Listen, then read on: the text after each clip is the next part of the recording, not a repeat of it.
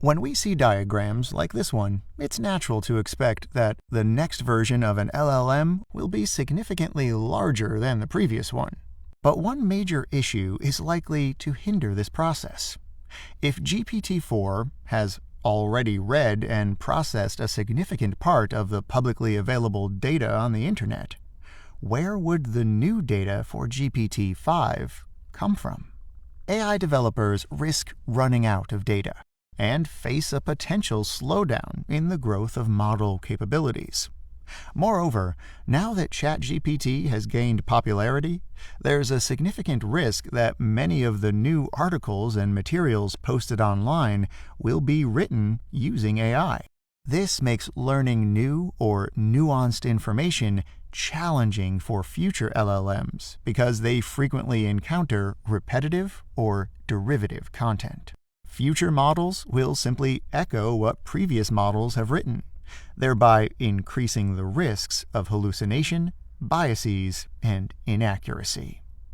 Another obstacle to data availability is that following the hype surrounding Gen AI, several large organizations worldwide filed lawsuits and prohibited data scraping of their websites.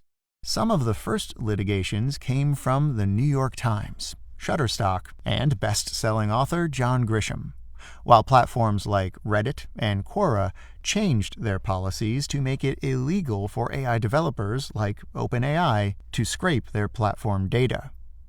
To mitigate this issue, OpenAI has started a content licensing program and has already signed agreements with several organizations that own some of the largest proprietary datasets in the world.